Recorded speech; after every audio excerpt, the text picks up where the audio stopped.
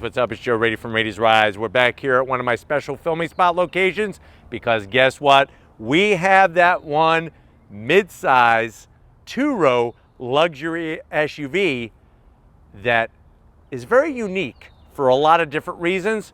What is it? It's this vehicle right here. This is a 2024 Range Rover Velar. But before we get into this luxury sport crossover SUV, let's talk about what's going on here. When you hear Range Rover, that should mean something to you. The reason why is that's the premium branding from Land Rover. That iconic British brand, yes, is owned by the Tata Corporation, which is an Indian-based company in India itself, but these vehicles are still designed and built in England. Now, there's many different ways to buy your Land Rover or Range Rover, lots of different models.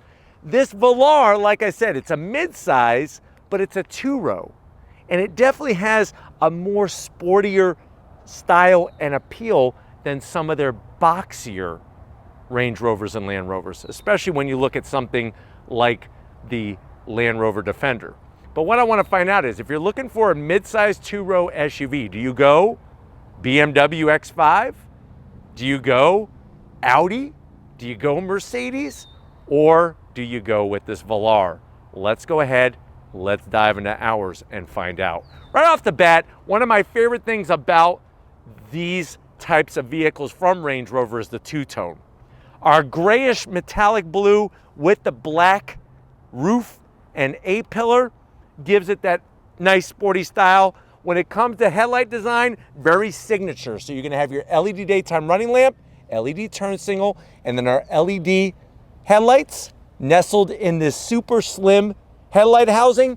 Working our way down, what do we got going on? Some functionality. You have corner air curtains, little bit of this dark gray and gloss black mixture.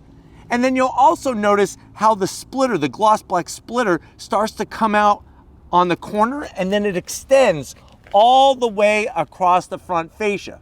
Now, when you look at the front of this Range Rover, you will have the Land Rover badge. That's why it says Land Rover and then Range Rover across the edge of the hood. Gloss black, very unique style to the upper grille. There's shutters behind there that open and close. And then you have another different style grille design on the lower portion with that lip. Please excuse all the bugs. This was just recently driven from Miami to where I live in the Tampa St. Pete area. Bugs are not included. That's something that you'll have to find your own bugs with your Range Rover Velar. But like I said, I think they do a good job of keeping a nice, smooth, but yet bold style. It doesn't look like a jelly bean, but it's also not super hard edge. It's a nice balance. Now, as we rise up, like I said, we have the Range Rover name across the hood. I wish that they would sink these letters into the actual metal of the hood rather than just be stuck on. Let me know how you feel about that in the comment section. You have clean lines on the edges. And one thing you'll notice is a little bit of gloss black with that Range Rover badge. Now, it isn't functional. It's not meant to look like a vent. It just gives it that extra style. And if you go back to the good old days of the original Land Rovers, they actually used to have metal areas on the hood so that you could jump up on there to access things on the roof. Now, as we come around the bend, what are we working with? Wheel and tire setup. So you're gonna notice these very large style wheels, machined aluminum with the V-spoke, a nice satin gray finish, 21-inch wheel. So 21-inch wheel. Tires are 265 in the width, 45 series sidewall. I'm gonna have Steven kind of zoom in and see if he could show off the upper suspension. You got adaptive suspension, all four corners. There's a control arm, top of the shock absorber. And then what's great about this vehicle is that you have all-wheel drive. And you'd be surprised, the all-wheel drive system in these things are pretty potent to get through the down and dirty. No gloss black, no flat black around the fender openings. When we come down the side, they put a little bit of trim to kind of give the style, a little pizzazz to the style of the side of the vehicle. And then another thing that's very interesting about the style, look at this line here on the hood. how it flows into the top of the doors gives it that hard edge. Very unique style. We have flush mounted door handles. You'll notice I have it in the lock position. So you have your power folding side mirrors, gloss black, LED turn signals.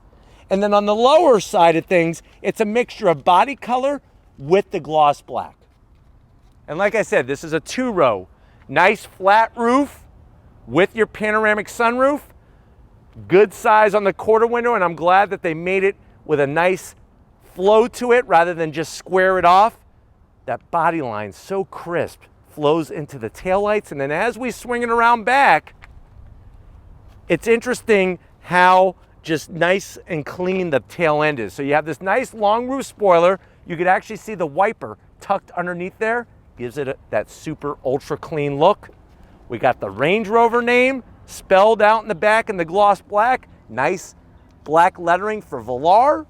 And then as we work our way all the way down, you'll notice how they really curve that lower portion. That gives you a good departure angle if you are going to do some light off-roading.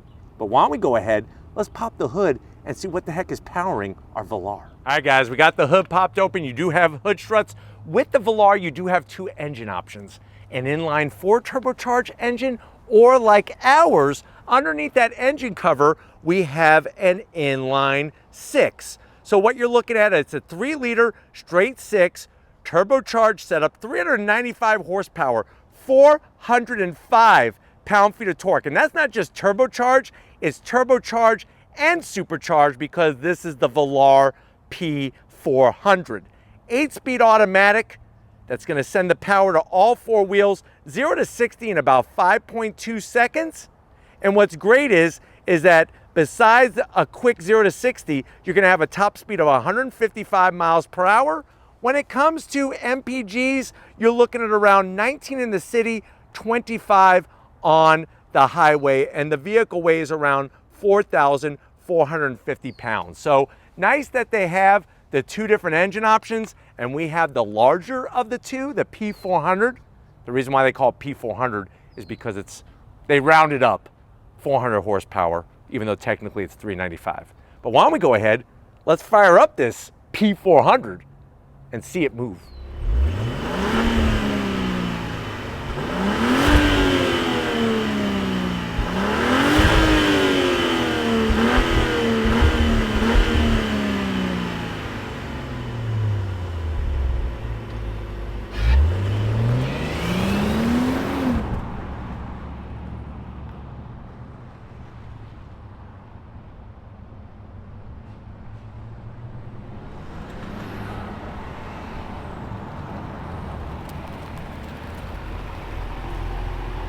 All right, guys, we are inside this 2024 Range Rover Velar. I know you're saying to yourself, well, Joe, I want to treat myself. I just got my graduate degree. I got a PhD in chemistry and science, and I want to treat myself. I'm looking for a luxury sport SUV. I've been looking at the German brands. I don't know. Everybody seems to have one. I'm kind of liking this Range Rover. How much is it? Well, this one, the way that it's spec'd out with the 21-inch wheels and all the other goodies, you're looking at an MSRP of $79,000. Let's see how it stacks up to the competition, to the door panels. I love the nice, clean style. Soft touch everywhere throughout the door panel. Look at that door handle there. That silver finish, very classy. I do have to zonk where the window switchgear is. That is gloss black, so I am going to have to zonk that. But you do have the Meridian premium sound system, and you have a door pocket large enough for 4 scones and some British tea. Now, going from the door panel to the dash, same thing. This soft touch neoprene material, really, really nice. And then you slide on in, you got an 11.4-inch infotainment system screen. I like the way it's got a nice convex shape to it. The Pivi Pro operating software, you could go into your different modes. High hill descent control, all-terrain control. You got your dynamic, which is sport mode. That's what they call sport mode in Land Rover and Range Rover world. I'm tripping on my R's here. Throw it into reverse. There's our backup camera with trajectory. It's sad that we don't have a 360-degree camera on an $80,000 vehicle. That to me is sad. And then we're right back where we started, and then I'll go back to home. And here's our main screen. When it comes to seats, we do have ventilated seats, heated seats, dual climate control. Love the wood finish, just like on the door panel. Open up the door, wireless charging, USB-C, and a place for a roll of quarters. Nice wood finish around the shifter for the 8-speed automatic transmission. Just a little bit of gloss black, 2 cup holders. There's your Land Rover key fob. More of that neoprene material. And what's funny is I could open this one, or I could open this one, or I could open both of them. You got USB-C, USB-A, felt lining, enough room in there for the diamond that the old lady threw off the edge of the Titanic. So if you're looking for that diamond, you're probably not gonna be able to get it, because if you've been paying attention to the news a few months ago, those people on that one submarine trying to see the Titanic, it kind of crushed them like a tin can. Actually, the whole submarine crushed like a tin can because of the pressure. So I would keep your Hope Diamond in here. Don't throw it off the side of a ship in the Atlantic Ocean. Seats, the leather, simple, clean style, full electric assist for the passenger, full electric assist, of course, for the driver. And we have a nice power shade for our ginormous panoramic sunroof. Look how big that is. That's what she said. Wow. But why don't you come over here to the business end? I want to show you behind the wheel in this Range Rover. All right, guys, business time behind the wheel. You do have on the driver's seat 3 memory seat settings, and there's that wood finish that's really nice. Down below, you have the Range Rover on the sill plate, aluminum sill plate. We do have an aluminum brake pedal, aluminum throttle. I just wish they'd give us an aluminum dead pedal. That rug is gonna get ripped up, and it's just sad. It's a sad thing in this Range Rover. Love all the seat controls though. Move them 20 different ways from Sunday. I'm 6 feet tall, and I like the space you have in here. It definitely feels sporty, definitely feels like a mid-size crossover SUV. The leather, 2 different pieces of leather wrapped all the way around. You got the Range Rover badge, the stitching, some gloss black on the switchgear, but it's nothing too crazy. You do have metal pedals to go up and down the 8-speed automatic, and you do have an electric tilting. Wait, where is it? It's somewhere. Oh, it's on this side. Electric tilting and telescoping steering wheel. And then you have that 12.3-inch digital gauge cluster. Very, very clear. And what's great is when you go into the different modes, watch, it changes. So right now we're in dynamic. There is comfort. We can go into eco. I'm going back to dynamic though. Bam, red gauges, red means race. What's cool is when you're in dynamic mode, the head-up display actually shows a tachometer, which is kind of cool, and what gear you're in. But let's get in the back seat and see if your passengers are gonna be happy you went British over German for your luxury car. All right, guys, back seat time. And you know what? There's a good amount of room. There's just something I want to show you where there's not so much room, but you have plenty of room, not even close to the headliner. Backs of the seats, the leather, large pockets. You could put a couple magazines in there, maybe some comic books. That's one thing I miss. I feel like kids don't read comics anymore. And I used to love to go to the grocery store, the convenience store, get a latest issue of Spider-Man or Batman or any of the comics. And I'm not biased. I like DC and I like Marvel. I know some people are very hardcore and they will shank you if you go against whatever they support. But for me, I like them all. Now in the back here, you do have your AC vents, which are nice. Heated seats, no ventilated seats. For $80,000, I want ventilated seats. USB-Cs. You see this? This is the tunnel for the drive shaft. This really makes it feel a little cramped back here. It's kind of high. But other than that, feels cool. It's almost like you're in a hot rod. And what I mean by that is, like, I feel like the roof is chopped because look how short the side windows are. They're not very tall, which gives it a very unique feel in here. Pull this bad boy down. Nice and soft. 2 cup holders. Let's get to that cargo area because I want to go on throttle in this Velar. All right, guys, time to get inside the back. You have nice electric assist, opens quickly, very quiet. You're gonna be given a generous amount of room. And that's what's nice about having a 2-row over a 3-row. You get a lot of room, 30 cubic feet of space with the seats up.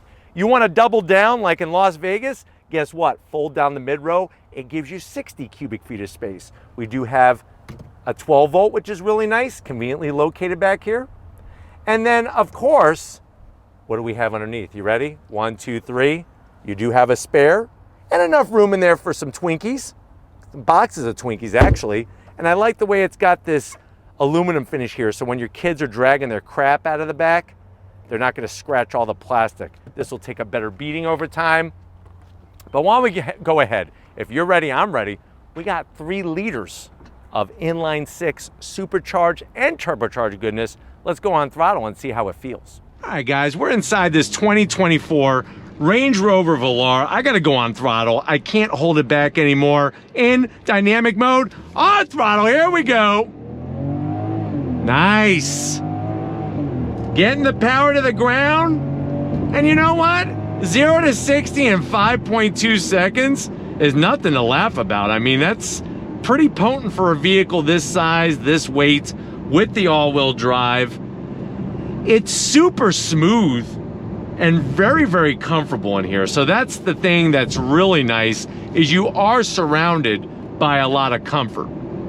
The downside is that some of this gloss black just is in not very good locations.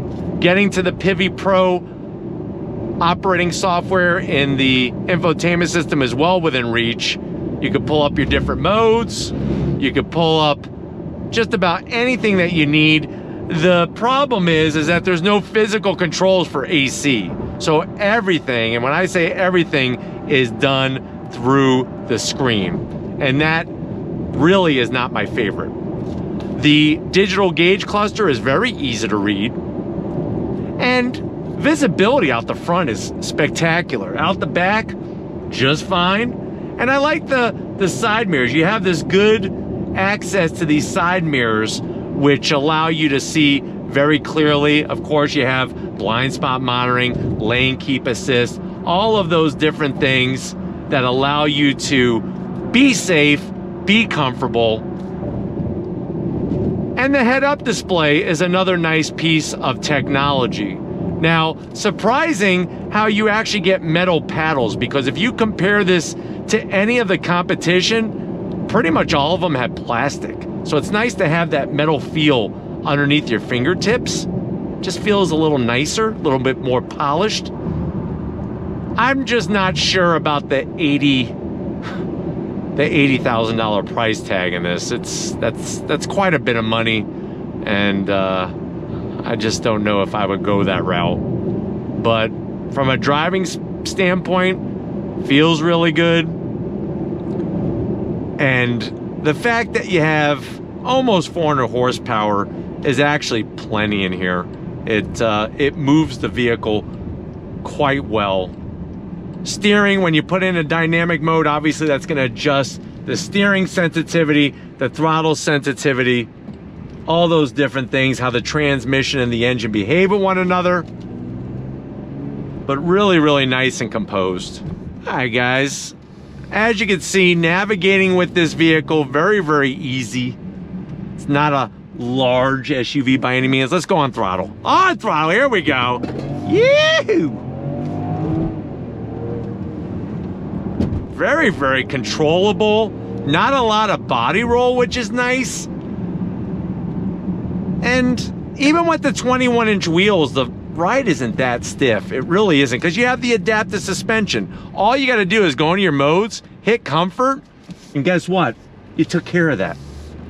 If you're feeling like the ride is a little harsh, maybe you just had a hard day at work and you need to be a little pampered, you could put in that comfort mode setting. But let's go on throttle again, just to show you how quick this thing is. On throttle, here we go.